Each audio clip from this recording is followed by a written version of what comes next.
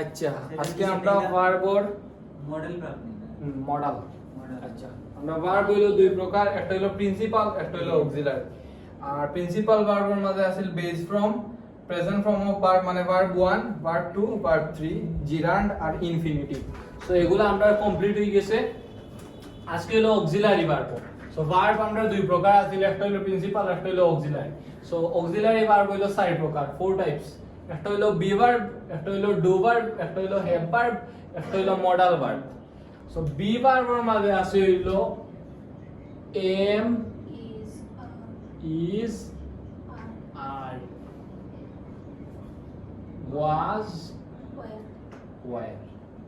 কোন হইলো বি ভার্বের অংশ। এর মধ্যে ডু ভার্বের মাঝে আছে হইলো ডু, ডাজ, ডিড।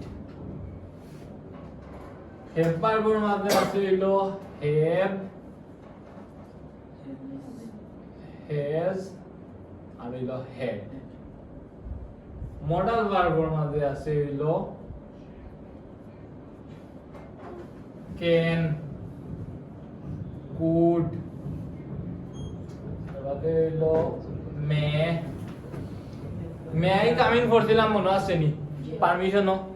সো ও যে মে ওটা হইলো মডাল ভার্ব মে। এর বাদে হইলো মাইট, এর বাদে হইলো শুড, লেখিলেই বা শুড। এর বাদে হইলো would, I would like to হই না নি? ও যে উড, উডটা হইলো মডাল ভার্ব। এর বাদে হইলো have to, have and to একলগে, হ্যাভ টু। এর বাদে আছে হইলো মাস্ট, আরো আছে। সো আরো আমরা লাগতো না, অতটুকু লিখলে আশা করি বুঝিব। ওকে, ওখানে লিখিলছেন নি আপনারা? আপুয়েও বুঝিলেইও লেখছেন নি আপনারা? আচ্ছা বুঝছেন যে এখন তো আমি পড়াইছি, এখন তো মনে আছে না নি? মনে আছে নি আপনার? ও যে একটু আগে বুঝাইছি আইএনজি হইলে জিরান্ড হয়, ওগুলা আর কি। সেগুলা তো আমরা পড়ে লিখছি। ওখানে যে আমরা যে ভার্বের মাঝে আরো একটা আছে, ওটার মাঝে আছে চারটা। চারটা হইলো, একটা হইলো বি, একটা হইলো ডু, একটা হইলো হ্যাভ, একটা হইলো মডাল। সো বি ভার্বের মাঝে আছে হইলো এম, ইজ, আর। যেমন my name is Muntasir, is কইছো না? আচ্ছা বাংলায় কইছেন আপনার নাম? আমার নাম মুনতাসির। সো আমার, মাই তো আমার, ঠিক আছে না? নাম অর্থ কিটা? নেম। ট্রান্সলেট করলাম আমরা, গ্রামার ওমান নাই। মাই নেম, আমার নাম, এর মধ্যে হইলো মুনতাসির নাই? মুনতাসির মানে ট্রান্সলেশন অনুযায়ী হইছে না আমার, যেটা ট্রান্সলেট বাংলাতে ইংলিশ করতে হইছে না। কিন্তু ইজ, ইজ আপনি এখানে লাগাইছেন,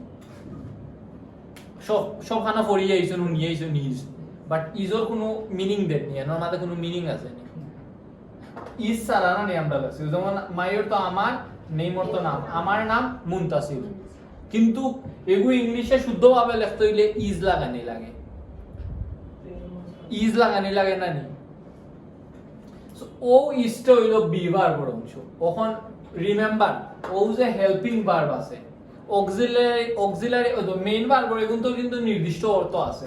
সো ওনার মাঝে লিখিলেই বা যে নির্দিষ্ট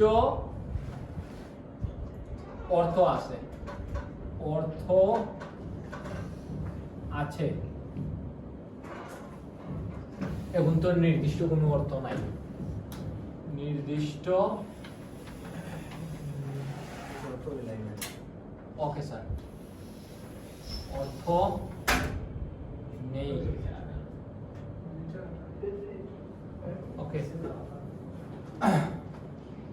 এখন দেখুন অর্থ নাই, ওনার মাঝে কোনো ইজ দিলে কোনো অর্থ বুঝাননি, ইজর বুঝাননি, তাইলে আমরা বুঝলাম কি অক্সিলারি ভার্বের নির্দিষ্ট অর্থ নাই।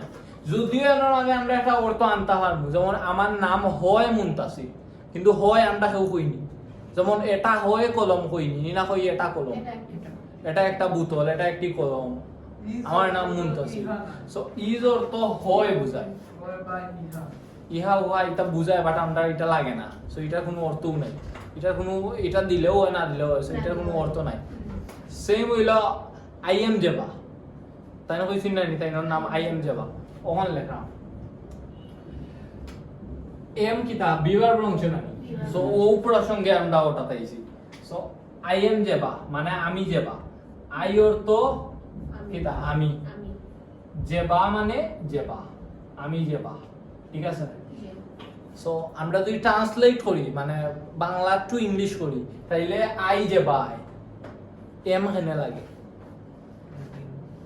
হেল্পিং ভার্ব সাহায্য করে একটা সেন্টেন্সে শুদ্ধভাবে লিখতে হইলে কারণ তারা এটা ল্যাঙ্গুয়েজ বানাইছে তারা একটা রুলস আছে ও রুলস অনুযায়ী এম লাগে কিন্তু এমন কোনো অর্থ আছে নি এর মধ্যে এমন কোনো অর্থ দেখাইতে পারবা না আই অর্থ আমি যে অর্থ যাবা আমি যাবা কিন্তু এম লাগানি লাগে কারণ এটা একটা রুলস